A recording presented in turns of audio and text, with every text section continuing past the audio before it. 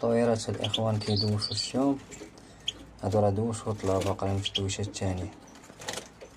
كينعرفشيش راه مغرب دابا، راه غابت الشمس. نظلم الحال شوية دابا إلا عطيتهم يدوشو. الطويرات ما عندهمش مشكل واش بارد الحال ولا مباردش، الطير كترشق ليه يدوش غادي يدوش، واخا تكون شتا خيط من السما.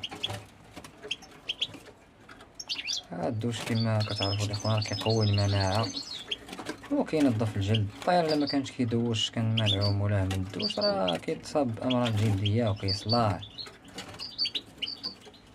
هو سبب من اسباب مرض الصلع، هو عدم إعطاء الدوش الفراخ. كيهبطو الواحد كيتصافو، يعني النوبة ما كيدوشوش عندي. عندي الفريخات منظمين، تا كيدوش واحد ويسالي عاد يطلع ويهبط الاخر. اللي يدوشو راه طلعو وشادين النوبة. هاهو هذا هو طلع فوق الوكالة وغيهبط يدوش.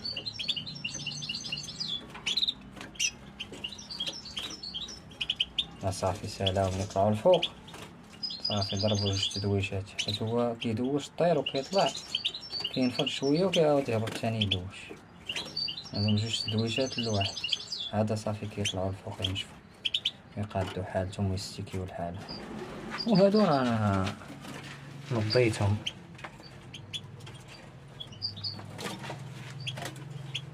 هاهما دخلتهم كاملين.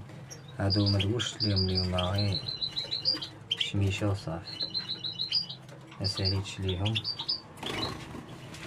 وعارفين كله واش كيدير. هادو سويجات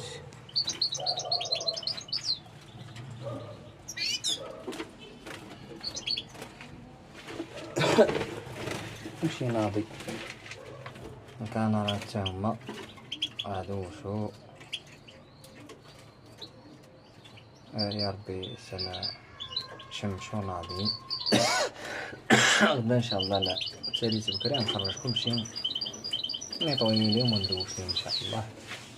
وهذا ما كان يا اخوان، تهلاو اللي عنده شي طويرات الله يسر لي فيهم والله يسخر الامور الجميع.